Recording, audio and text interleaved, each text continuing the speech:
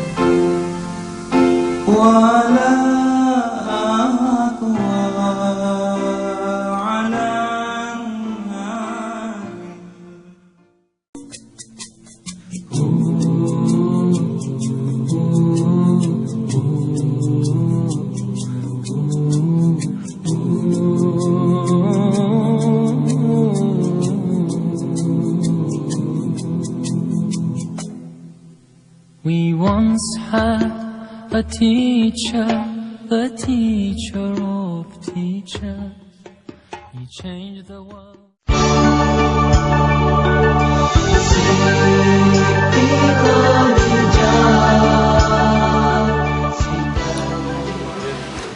Assalamualaikum warahmatullahi wabarakatuh.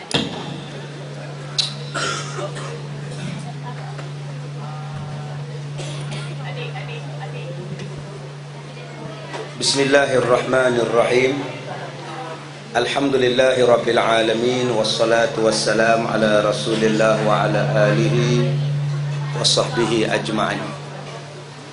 Qala Allah ta'ala, a'udzu billahi minasy syaithanir rajim. Ma nansakh min ayatin aw nunsiha na'ti bi khairin minha aw mithliha. Alam ta'lam anna Allah ala kulli syai'in qadir. Sadaqallahul azim. Terima kasih saudara pengacara majlis yang saya hormati, pengurusi dan ahli jawatan kuasa madrasah, tetamu-tetamu kehormat, muslimin dan muslimat, mudah-mudahan dirahmati oleh Allah Subhanahu wa taala.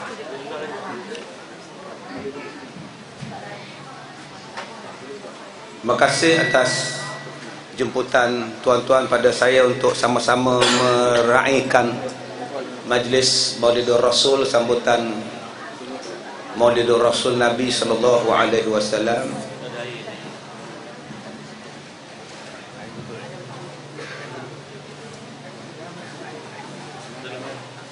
Dah.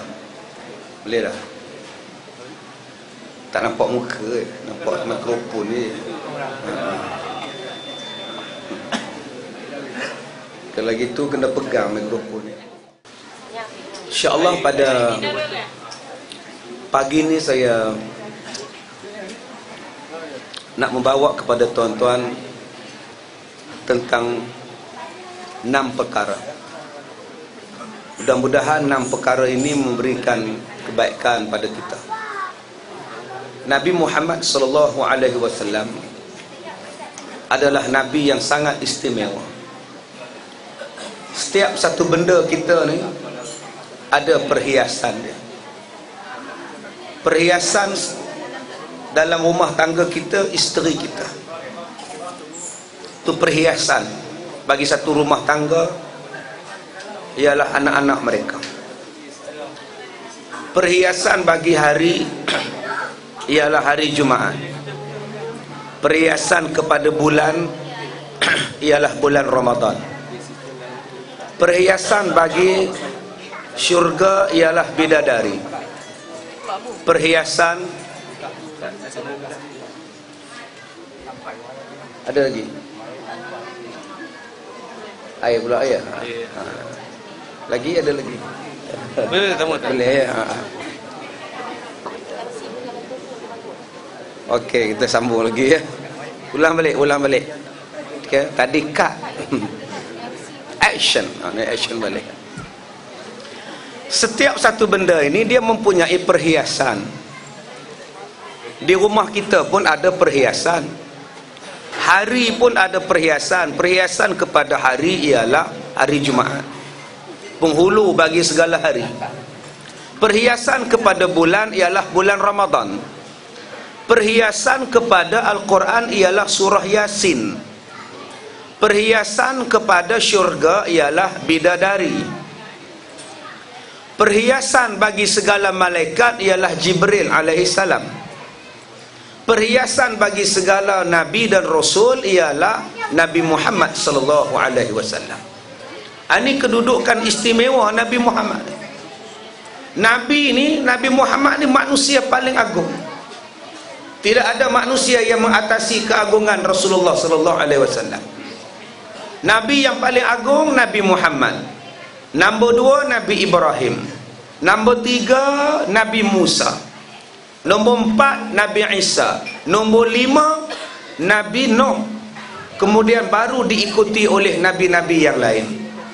Sampailah habis makam dan kedudukan para nabi, barulah datang manusia biasa. Manusia biasa yang paling tinggi darjatnya ialah Abu Bakar As-Siddiq radhiyallahu anhu. Dari manusia yang paling istimewa, yang paling hebat, yang tak ada siapa boleh lawan ketinggian darjat dan kedudukannya ialah Rasulullah kita.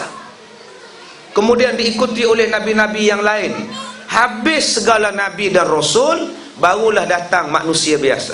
Maka manusia biasa yang paling tinggi darjatnya ialah Abu Bakar As-Siddiq radhiyallahu anhu. Tidak ada orang dalam Malaysia, tidak ada orang dalam dunia yang boleh mengatasi iman Abu Bakar As-Siddiq. Manusia biasa tak boleh lawan.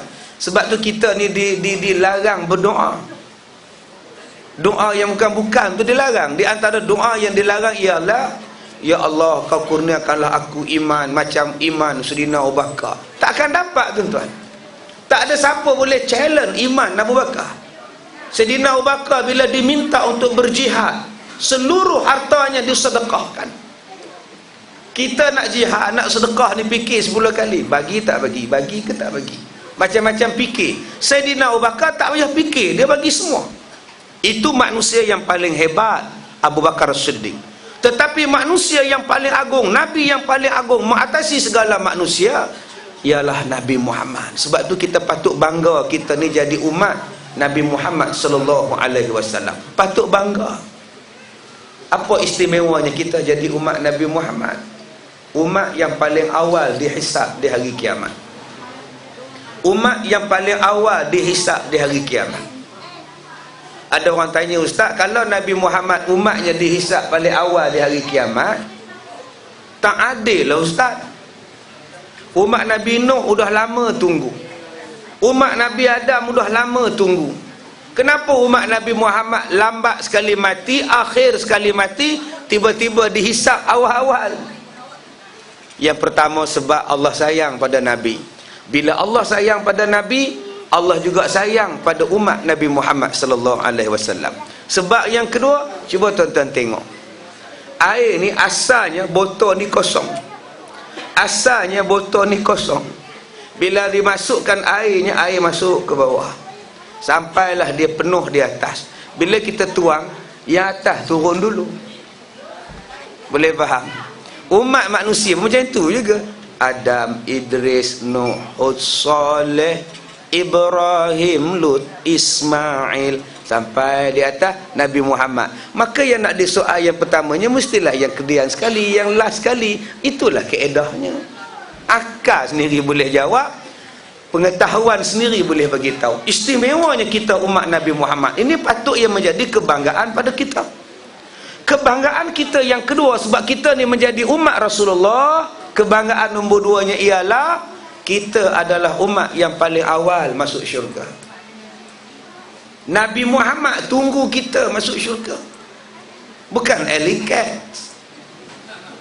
Tuan-tuan jangan perasan eliket pula. Aku nantimu di pintu syurga. Terima kasih. Renting ke tuan-tuan. Mandi tak benar macam mana syurga. Rambut tak nak potong. Yang menunggu depan pintu syurga ialah Rasulullah. Dia tunggu siapa? Dia tunggu kita, umat yang paling awal masuk syurga. Habis umat Muhammad masuk syurga, habis umat Nabi masuk syurga, barulah umat-umat lain masuk syurga. Istimewanya kita tuan-tuan. Sebab tu kita kena bangga, kita kena seronok, kita kena syukur jadi umat Nabi Muhammad. Tuan-tuan pernah dengar nama Sufyan Ats-Tsauri? Sufyan Ats-Tsauri ni satu ulama mazhab, cuma mazhab dia tak glamour, tak macam ulama mazhab 4 yang kita faham tu. Sufyan Ats-Tsauri dia adalah ulama hebat. Beratus kitab dia tulis, macam-macam hukum yang dia ijtihadkan. Tetapi dia ni tuan-tuan, daripada lepas isyak sampai ke subuh, kerja dia sembahyang. Lepas isyak sampai ke subuh, kerja dia ialah solat. Sampai anak murid dia tanya, pada dia, Tuan ni solat tak berhenti, tak cukup-cukup lagi ke pahala banyak sembahyang dah ni, mengajar orang berjuta-juta orang, tulis kitab beratus-ratus buah, tak cukup lagi ke pahala Tuan? Jawab dia, macam mana aku boleh duduk senang? Macam mana aku boleh duduk senang sedangkan aku baca hadis Nabi, di dalam syurga sedang manusia seronok-seronok dalam syurga, tiba-tiba cahaya melintas dalam syurga. Satu cahaya melintas dalam syurga. Ahli syurga semua bangun tengok cahaya tu, kerana sangka mereka cahaya itu ialah cahaya Allah. Semua bangun. Bila bangun tengok cahaya tu, cahaya siapa? Rupa-rupanya cahaya itu ialah cahaya daripada seorang perempuan yang ketika hidupnya senyum pada suaminya. Masuk syurga dia, bercahaya dalam syurga. Sampai ahli syurga kata, kami fikirkan cahaya Allah, rupa-rupanya cahaya seorang isteri yang solehah, yang senyum kepada suami dia, Allah balas dia masuk syurga, sehinggalah bercahaya dalam syurga. Untung benar jadi orang perempuan ni, senyum pada suami pun dah syurga kau. Cikgu Suzana weh. Saya sebut aja, entam sajalah. Tak betul entahlah. Tak betul dia cikgu, saya entam saja dah. Berapa banyak yang jadi isteri tak bersyukur dia jadi isteri. Nyesal kahwin ustaz. Kena masak ke dia je, menyampah kata dia. Sedangkan peluang untuk masuk syurga dah terbentang dengan sebab jadi isteri. Syukurlah. Orang perempuan cuma kena jaga 4 benda. Pertama, kena jaga solat. Kena jaga solat. Kedua, kena jaga puasa. Ketiga, kena jaga faraj. Keempat, kena taat pada suami. Pilihlah mana-mana syurga yang dia nak masuk. 4 benda ni saja orang perempuan yang kena jaga sungguh. Pertamanya solat. Kenapa solat? Kerana solat adalah benda yang paling susah dibuat. Orang perempuan nak solatlah paling susah. Asal nak solat, anak kacau. Duduk di atas sejadah anak. Elok mak di sembahyang, anak duduk atas sejadah. Nengok mama. Mama suruh pergi buat bahasa isyarat. Dalam semayang tu anak tanya apa syuk gitu dia. Geram benar budak ni, jaga kamu lepas semayang aku sepak kamu kan. Bapak ni jarang dikacau anak dia. Bapak semayang, anak jarang kacau. Yang kacau ni mak. Bila mak solat, anak kacau.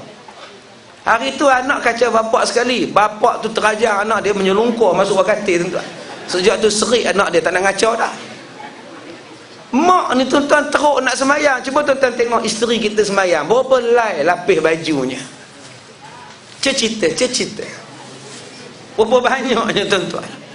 Anak telekung, kain telekung, baju dalam, kain dalam, setokin. Hai ya Allah. Kita orang lelaki-lelaki semayang sempoi. Baju Melayu kain pelekat, sependa pun tak pakai. Selamba naik motor, aircon kata dia. Orang perempuan teruk semayangnya. Sebab itu Allah letakkan nombor 1, orang perempuan jaga solat syurga. Sebab dia susah nak semayang.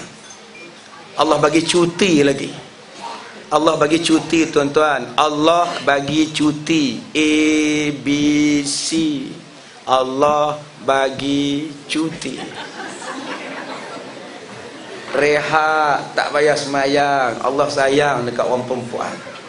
Jangan kata orang perempuan dalam Islam Nabi Muhammad ni mendiskriminasikan. Oi, tinggi gila ya. Tuan-tuan, jangan kata Islam ni menganaktiri orang perempuan. Sebab ada orang kata yelah mentang-mentanglah Nabi koma tu laki-laki, memihak pada laki-laki je. Tidak. Nabi Muhammad membawa adil pada semua orang. Islam ni membawa adil pada semua orang. Adil macam mana ustaz? Kami orang perempuan setiap bulan kena cuti. Setiap bulan kami tak boleh semayang. Orang laki-laki seronok aja semayang. Sebab orang perempuan teruk. Orang perempuan kerjanya teruk. Sebab itu Allah bagi cuti. Mana nak mengandung, mana nak masak, mana nak jaga kain. Seksa benar tuan-tuan. Mana nak ke dapur, mana nak tukar atap bocor. Itu orang perempuan. Mana nak tengok saka jentayu. Teruk yang jadi orang perempuan ni. Mana dukung budak, jaga budak. Orang laki-laki dia tak bawa anak, dia bawa anak kunci je. Cuba tuan-tuan tengok ni, anak ni semua duduk dengan mak. Ni anak ni semua duduk dengan mak. Tuan-tuan ingat anak ni duduk diam je. Kejap nak menangis, kejap nak susu, kejap nak ketandas. Sebab itu Allah bagi rehat. Sebulan uzur 7 hari. Rest, tak payah semayang. Duduk di rumah, tak payah pergi masjid, tidur. Pasal uzur.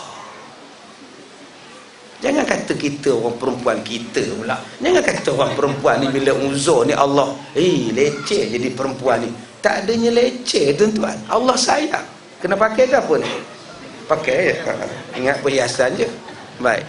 Boleh pakai yang ni ya? Hello, dalam pula dah. Okey. Tak apalah, peganglah sikit. Baik, tuan-tuan, Allah Ta'ala bagi cuti tu sebab Allah Ta'ala sayang. Tuan-tuan ingat senang orang perempuan nak semayang. Seksa tuan-tuan. Rambut sehelai pun tak boleh nampak. Kita orang lelaki-lelaki rambut tak pakai tudung pun, tak pakai songkok pun sah. Udah slow pula boleh.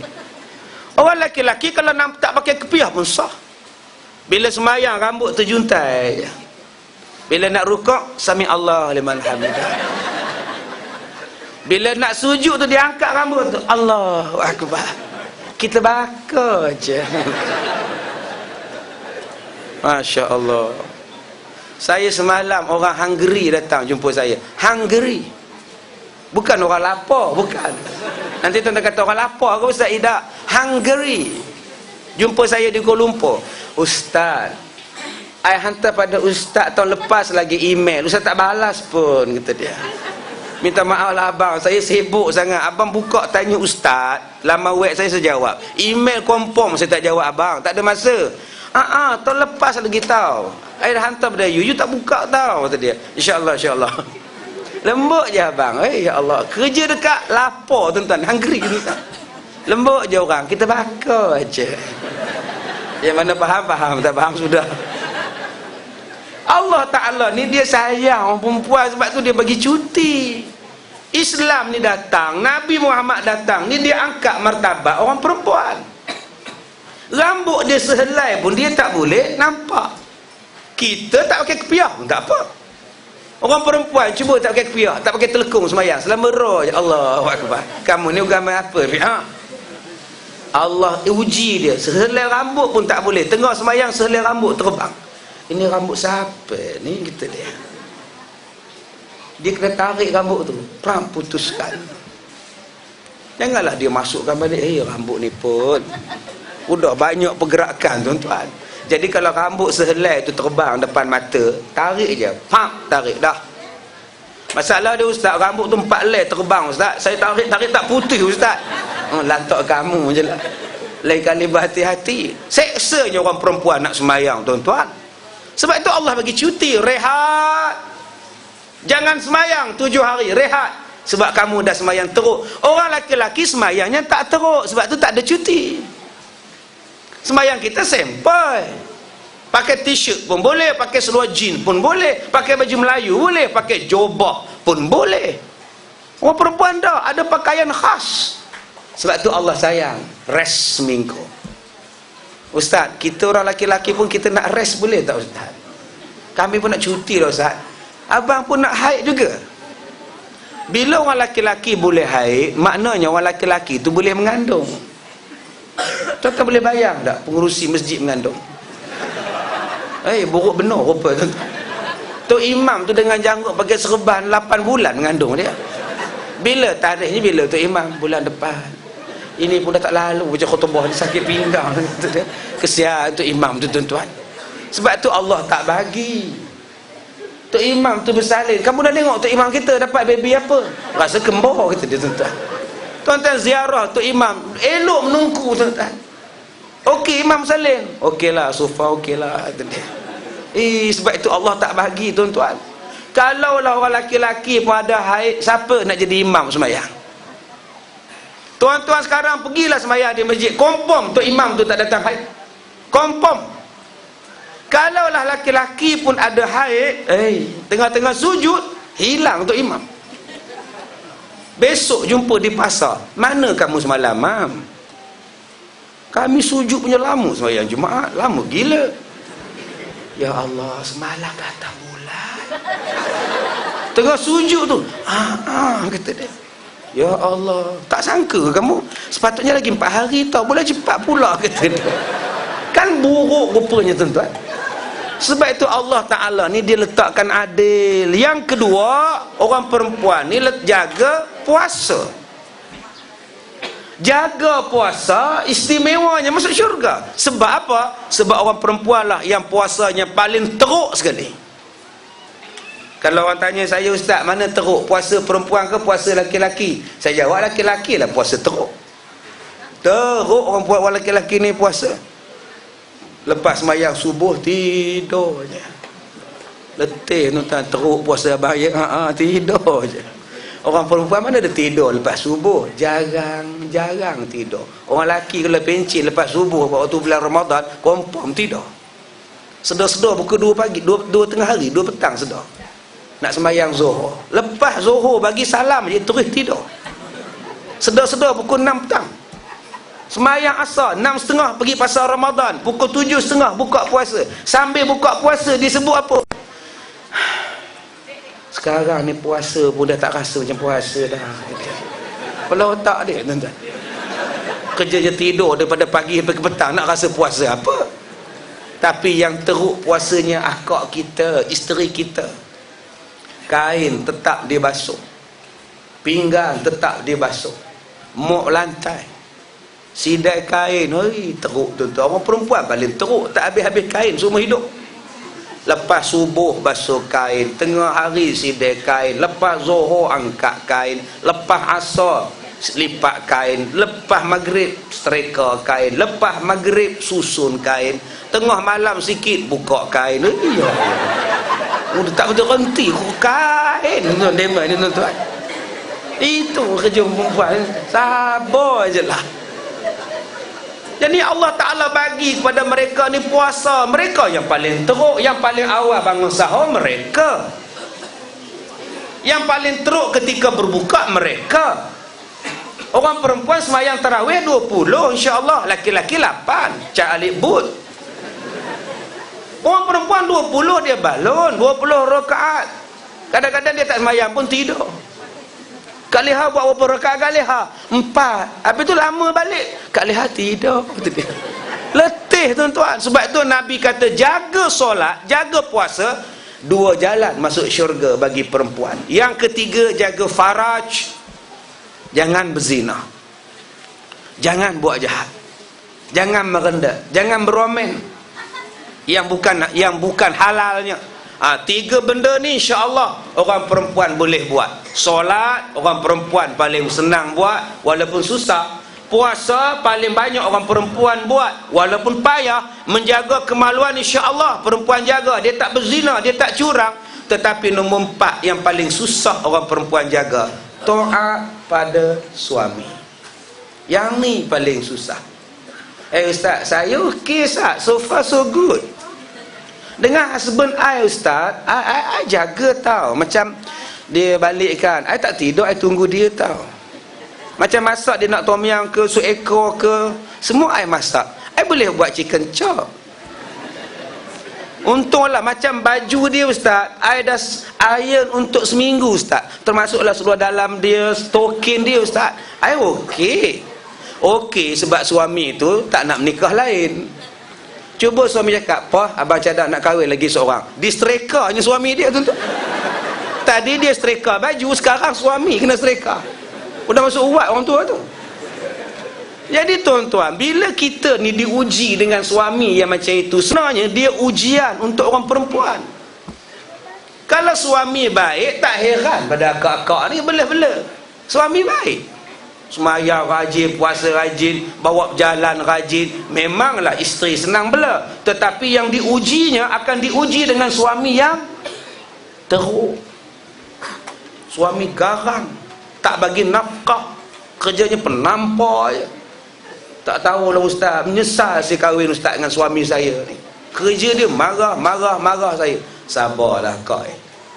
Saya ni ngenangkan anak-anak saya je Ustaz. Kalau ngenangkan dia dah lama saya tinggalkan dia Ustaz. Sabar. Sejahat-jahat suami akak, belum jahat macam Firaun. Suami akak baru nama On. Dia tak ada Fir. Kalau ada Fir jadi On dia. Jadi suami akak baru nama On, panggillah Abang On. Sabar je lah. Tapi kalau akak sabar dengan suami akak yang adik pada Firaun ini, akak akan dapat syurga. Dan ketua akak di dalam syurga namanya ialah Asyah, isteri Firaun, yang mewakili perempuan-perempuan yang dapat suami tak bertanggungjawab dalam dunia. Mana-mana isteri yang dapat suami yang tak tanggungjawab, tak semayang, suruh isteri buat jahat, larang isteri buat baik, tak bertanggungjawab, perempuan ni sabar je. Daripada awal nikah sampai dia mati, dia sabar dengan perangai suami dia. InsyaAllah perempuan ni tempatnya syurga. Ketua wanitanya dalam syurga ialah Asyah, isteri pada Firaun. Habis tu Ustaz, saya ni tak ada suami Ustaz. Tak ada suami. Saya membela anak-anak saya Ustaz. Sabarlah kak. Orang yang jadi janda ni ujian banyak. Dia datang majlis kenduri pun orang kata,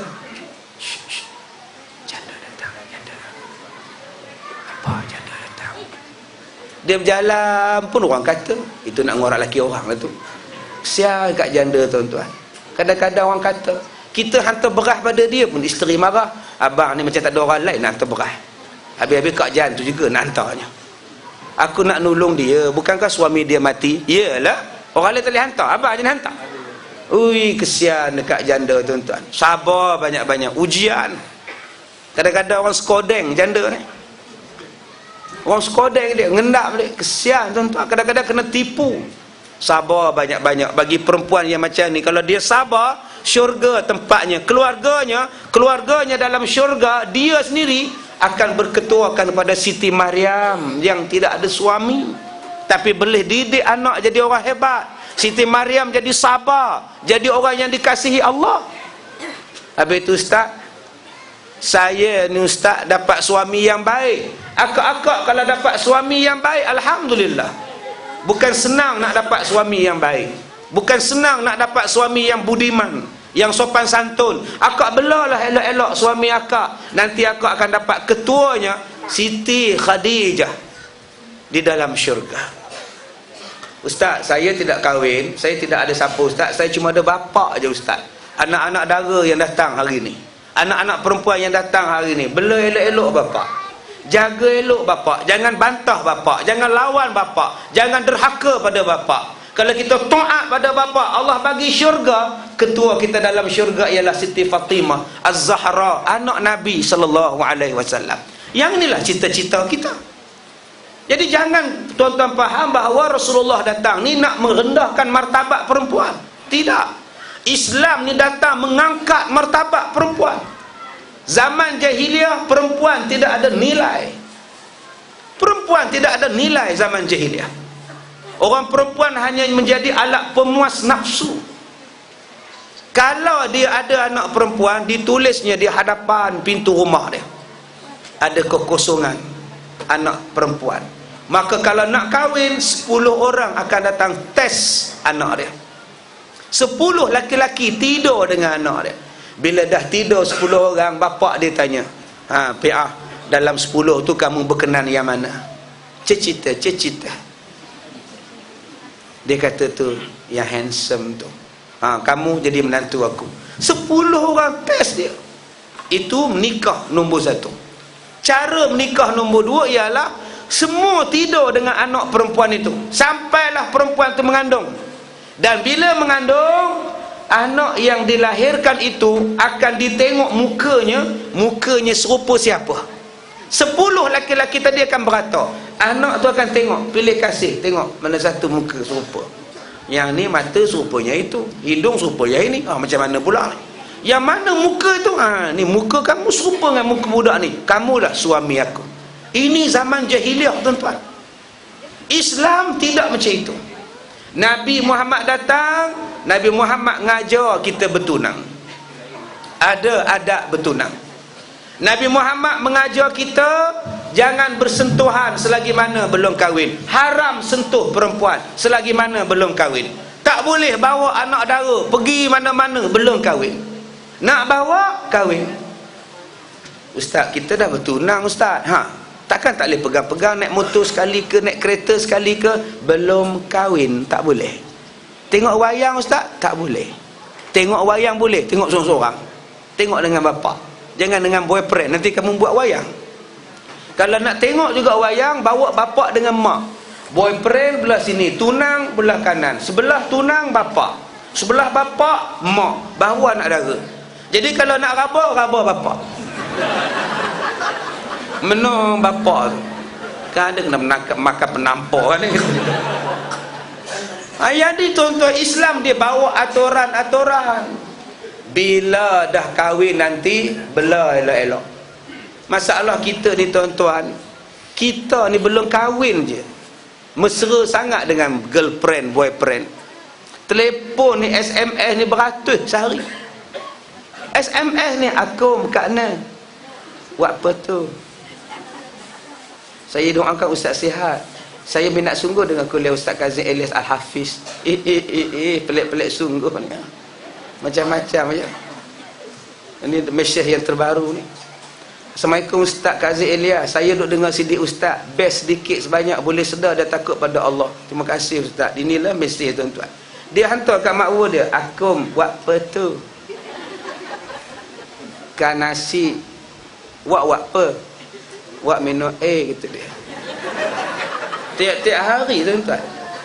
Itu je dengan makwa. Tapi bila dah kahwin, berapa ramai yang hantar mesej pada suami dia? Berapa ramai yang hantar mesej pada isteri dia? Kenapa tak hantar mesej? Dah kahwin, dah halal, telefon lah. Yang buat apa? Masak. Amboi, masak apa? Mendengar ada orang tua ni macam tak biasa pula. Sejak balik ceramah Ustaz Kazim, gila orang tua ni. Gila dia kata tuan-tuan. Sedangkan itu halal. Sekali bercakap pahala, sekali cakap pahala. Wa ashiruhunna bil ma'ruf. Hendaklah kamu campur dengan isteri kamu dengan jalan yang baik. Telefonlah. Okey, yang buat apa? Yang masak untuk abang lah. Sedapnya. Yang masak apa? Goreng telur je. Sedapnya. Telur pun telur lah ya. Dia cium badan dia. Bawa aku pun dah telur dah sekarang. Asyik telur je. Asyik masak telur. Asyik telur masak. Tuan-tuan kita buat. Abang kat mana? Abang dekat Melaka. Abang dekat mana? Abang dekat Ipoh dah ni. Lagi setengah jam sampai. Yang tunggu ya. Seronoknya tuan-tuan. Abang kat mana ni? Simpang dekat rumah dekat. Dah tunggu tau. Ya Allah. Bila sampai suami dia, abang balik, abang balik, abang balik. Sekarang ni tuan-tuan, mana ada orang sambut? Mentang-mentang dah 10 tahun kahwin. Cuba buka pintu. Buka pintu, bapak kau balik. Mak buat apa? Mak nengok saka jentayu. Besar saka jentayu pada suami dia. Yang ni yang kita kena ubah. Bayangkan tuan-tuan, Sufyan Ats-Tsauri kata, perempuan yang hanya senyum pada suami dia bila berjalan dalam syurga, bercahaya syurga. Masya Allah. Habis tu Ustaz, macam saya tak pernah senyum, tarik muka je, neraka lah. Jadi akak-akak senyum lah, akak-akak orang. Cuma saya nasihatkan, bila senyum pastikan ada orang. Jangan duduk depan rumah senyum, nanti orang repot. Ini pejabat tampui ke? Senyum dapat pahala. Ini tak pernah senyum. Abang-abang pun kenalah senyum. Bila isteri hantar air, senyum. Terima kasih, cantiknya, sedapnya. Tengok dia pun dah tahu sedap. Kan puji. Habis-habis minum, terima kasih apa buat air kat abang. Terima kasih sangat-sangat. Ini yang Rasulullah buat. Saya katalah semalam di Kota Tinggi, Rasulullah kalau dia minum air daripada satu gelas, dia kongsi gelas itu dengan bibir Aisyah. Aisyah minum ikut sini, Nabi Muhammad pun minum ikut situ. Dia nampak bekas bibir Aisyah, Nabi minum daripada bekas itu. Manjanya tuan-tuan, romantik. Abang-abang dia buat. Mana bekas kamu tadi, mana? Abang nak cari nak minum tempat yang sama ke? Tak, aku nak minum belah lain. Geli aku tengok kamu tadi. Astagfirullah, sampai hati abang. Habis tu kamu gigi pun tak ada. Udah tinggal gusi, aku geli tengok kamu tahu. Bubuh lah gigi abang. Oh, yang mana tak ada gigi, bubuh gigi ya. Pakai gigi elok-elok. Kadang-kadang dah lah pakai gigi palsu, duk main gigi palsu tu yang orang geli tu. Ada orang yang suka main gigi palsu, sekejap keluar, kejap masuk, kejap keluar, kejap masuk. Dia suka macam tu. Budak lari tengok dia tuan-tuan. Bila kita faham Rasulullah ni, dia angkat martabat orang perempuan, dapat harta pusaka perempuan. Zaman sebelum Nabi datang, perempuan tak layak dapat pusaka. Malah perempuan itu dipusakakan. Macam mana Ustaz perempuan dipusakakan? Kalau bapaknya mati, anak laki-laki dapat mak dia sebagai isteri. Dahsyat tuan-tuan. Dia kata kalau bapa mati, anak jantan yang sulung mewarisi mak, kahwin pula dengan mak. Ini gila tuan-tuan, bukan kata gila dah, gila babi tu. Orang perempuan kalau anak dia cantik, bapa dia kata, dalam kampung ni tak ada orang layak kahwin dengan anak saya. Siapa yang layak? Saya. Akhirnya bapa kahwin dengan anak sendiri. Islam datang tuan-tuan, Islam angkat martabat. Syurga di bawah telapak kaki ibu. Al-jannatu tahta aqdamin ummahat. Letak di bawah tapak kaki ibu. Nak masuk syurga, hormat pada mak. Masya Allah. Kalau tidak, perempuan ni tak tahu tuan-tuan di mana. Bila kita tak ikut Nabi, bila kita tak ikut yang Nabi bawa, sekarang orang perempuan dah kembali pada rendah. Martabat rendah dah perempuan. Sebab kita tak ikut yang Nabi tinggalkan. Kita tak buat apa yang Nabi perintah. Orang perempuan letak di mana sekarang? Orang perempuan letaknya penghias gambar-gambar lucah. Jual traktor pun bubuh gambar perempuan. Belilah traktor kami. Traktor tu pun jumpa perempuan tuan-tuan. Tayar pun bubuh gambar perempuan. gunakan tayar kami bermutu. Udah pakai spender perempuan tu. Kamu ni jual tayar ke jual perempuan? Orang perempuan sekarang direndahkan martabat dia, pakai pakaian yang seksi, disuruh pakai pakaian yang tidak menutup aurat dia, diletakkan kepada satu tahap memuaskan nafsu saja. Bila buat perlumbaan kereta, orang perempuan pegang payung, duduk di litar lumba, pakai seksi-seksi. Orang laki-laki tengok jamu mata. Bila orang menang pertandingan bola sepak, menang pertandingan lumba kereta, lumba motor, orang perempuan tukang bagi botol arak, pakai seksi, duduk sebelah pemenang, bersemburnya botol-botol arak. Perempuan hanya dipenghias begitu saja. Ini bukan martabat perempuan. Martabat perempuan tinggi, tinggi tuan-tuan. Tapi bila kita tak ikut Nabi, kita tak ikut ajaran Islam, rendah. Jadi orang perempuan kalau nak meninggikan darjat dan kedudukan orang perempuan, tidak ada jalan lain melainkan buat dan laksanakan apa yang telah diamanahkan oleh Nabi SAW.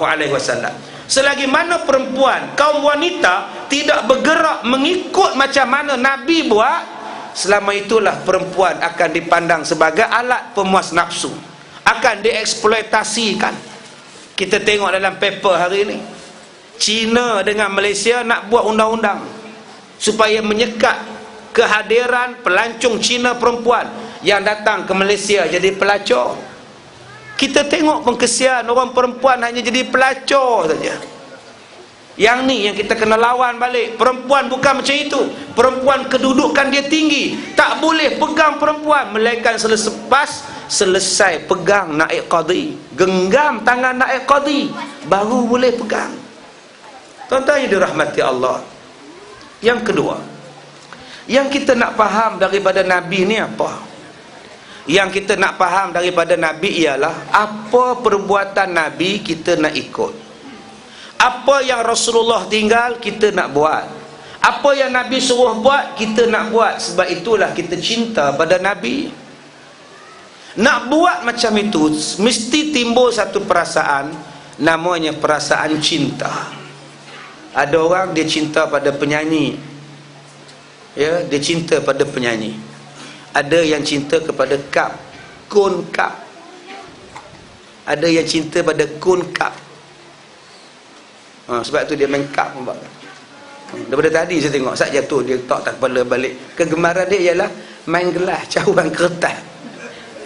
Ada orang yang minat pada artis, dia tiru artis sebab dia cinta. Misai pun macam P. Ramlee. Misai P. Ramlee itu pula dia tiru misai Shivaji Ganesan.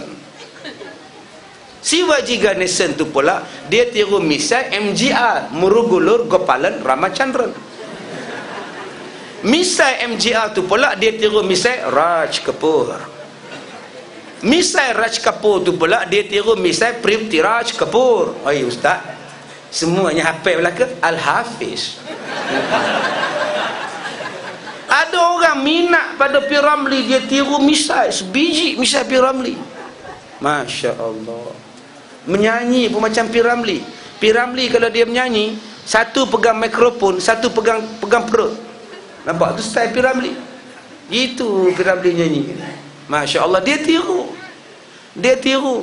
Kalau jodoh tak kemana adinda idaman kanda, walau gelap alam maya ku cari dinda baru jumpa. Itu P. Ramlee. Dia tiru sebiji tuan-tuan. Masya Allah. Minat ke Michael Jackson, udah tuan-tuan, macam Michael Jackson dia buat. Udah macam ulat bulu apa dia. Tersilap pakai songkok, terbuka songkok air, topi macam ulat bulu dia, sebab minat pada MJ. Ada orang yang minat kepada Batista, udah macam Batista rupa dia tuan-tuan. Isi minyak kereta tak pakai baju, pakai baju singlet dia. Tu dia. Tadi saya isi minyak dekat Kota Tinggi tadi, hoi, segok badan dia ni. Saja tak pakai baju. Sebab apa? Nak nunjuk masa. Sebab apa? Dia minat pada The Rock. Sekarang ini kita minat pada Nabi, kita cinta pada Nabi, kita nak tahu Nabi ni buat apa. Bila kita buat apa yang Nabi buat, barulah kita cinta pada Rasulullah. Walaupun kita tak pernah tengok Nabi. Tuan-tuan sibuk-sibuk datang dari Singapura, datang semalam di Kota Tinggi dari Melaka, dari Negeri Sembilan datang. Ustaz, kita orang dari Melaka. Oh iya ke? Jauh gila. Datang nak dengar ceramah je. Oh, Ustaz, kita orang Singapura lah Ustaz. Oh, ya. Terima kasih datang. Ustaz, kita orang Johor je. Esok Ustaz dekat kampung Majidi Ya. Saya pun dekat Majidi juga kata dia. Saja di belakang tuan-tuan. Itu Johor pula. Seronok tuan-tuan datang. Pasal apa tuan-tuan datang? Sebab sayang pada Nabi. Sebab datang majlis macam ni dapat pahala. Bukan dapat makan saja. Ada makan Tuan Haji? Ada insya-Allah. Makan tu ekstra je. Di rumah boleh makan lagi sedap. Tapi di sini yang kita datang sebab ketanda kecintaan pada Rasulullah. Kita nak yang Allah Taala sebut Alif Lam Mim Shad Kitabun unzila ilaika fala yakun fi sadrika harajum min litunzira bihi wa zikra lil mu'minin. Sambung belajar tahfiz. 1 2 mula. Sambung. Tahfiz ke tak tahfiz ke? Tahfiz. Tolong sambung. Belum sampai Ustaz. Tahfiz sini. Tahfiz sini. Ustaz ulang balik. Bismillahirrahmanirrahim. Alif Lam Mim Shad. Serentak dengan Ustaz. 1 2 mula. Kitabun unzila ilaika fala yakun fi sadrika harajum min litunzira bihi wa zikra lil mu'minin ittabi'u ma unzila ilaikum min rabbikum wa la tattabi'u min dunihi awliya qalilan ma tadhakkarun. Nak sambung lagi. Wakam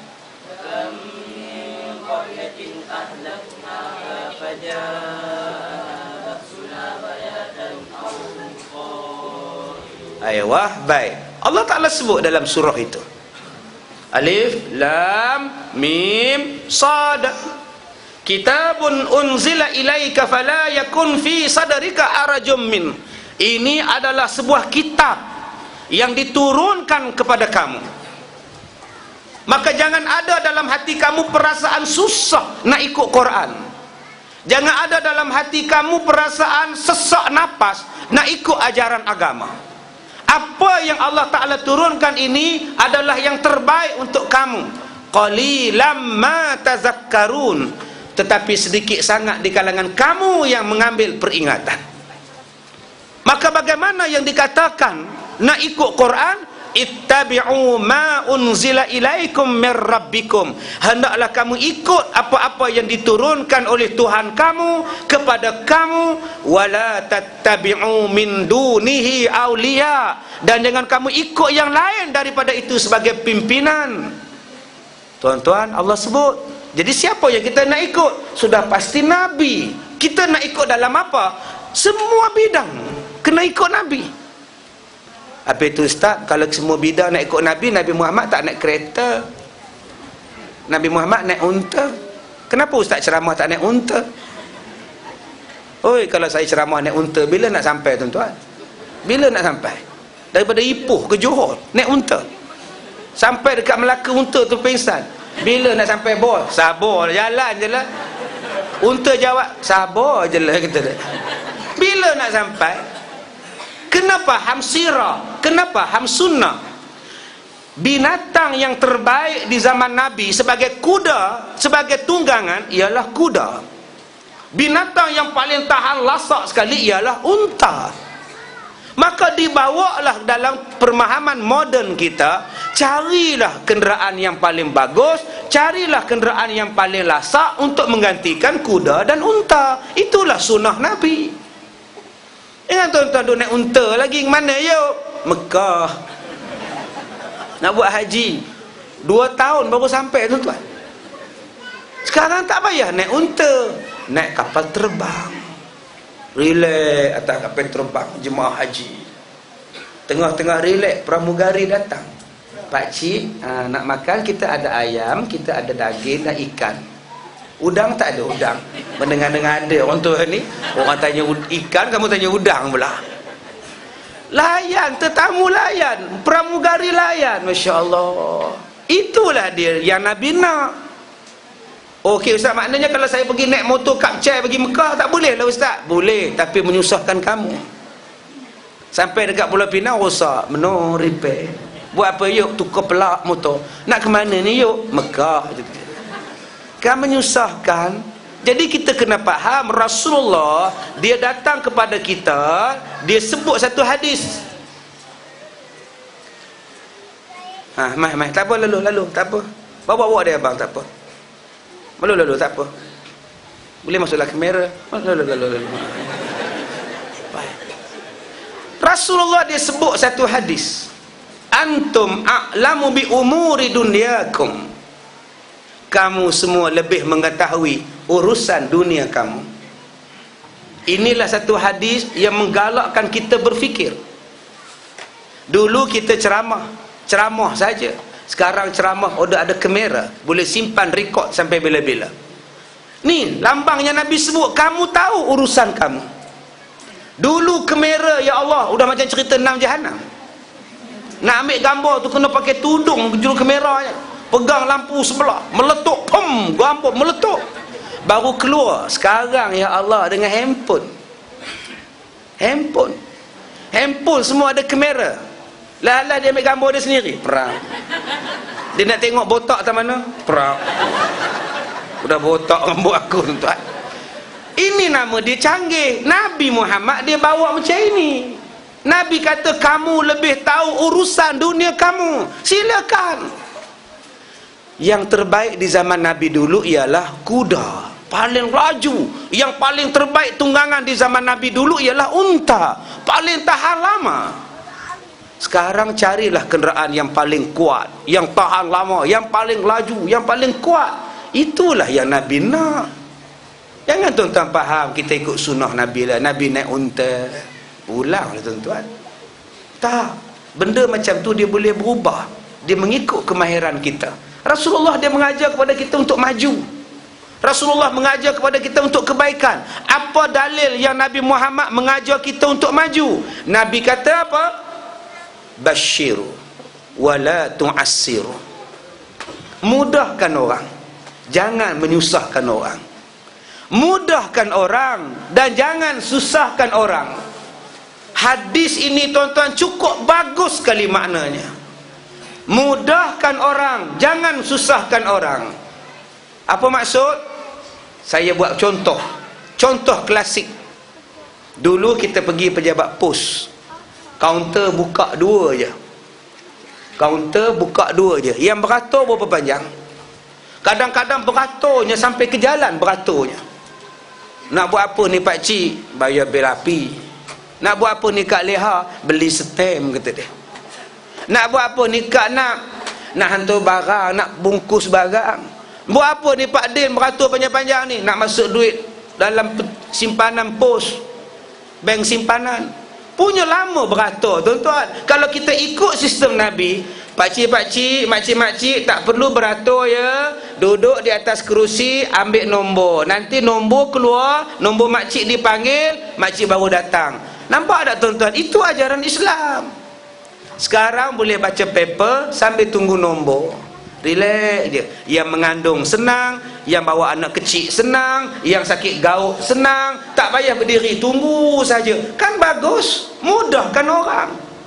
Kaunter untuk orang tua satu bahagian, kaunter untuk orang mengandung satu bahagian, kaunter untuk budak-budak satu bahagian. Islam menyuruh kita membuat benda yang mudah. Inilah ajaran Nabi Muhammad. Tapi bila kita tak faham ajaran Islam, kita anggap Nabi Muhammad itu apa? Nabi Muhammad dalam hadis itu membawa kepada kita pembaharuan, kemajuan. Saya tunjuk pada tuan-tuan semalam, kiblat Tuan Haji ni mana surau kita, kiblat mana? kiblat. Tuan-tuan, kalau tuan-tuan tak tahu, kalau tuan-tuan tak tahu kiblat, pergi mana-mana mana kiblat. Tuan-tuan hanya perlu tengok piring astro ya. Cuba tuan-tuan tengok piring astro tu, dia menghadap ke mana? Semua menghadap ke arah kiblat. Tuan-tuan tak pernah kaji. Pernah tak tuan-tuan tanya pada mat astro tu, apa hal kamu pasang ke sini mat? Cuba pasang ke sana mat. Dia tetap kalih ke arah kiblat. Tapi sayang, orang yang kerja astro tak pernah fikir benda tu. Tuan-tuan pergilah dalam kampung Majidi ni, astro mana yang menghadap ke sana? Tobat lahum tak ada. Kalau ada pun gambar tak ada. Astronya tetap akan menghadap ke arah kiblat. Sebab apa? Sebab satelit di langit semuanya menghadap ke arah kiblat.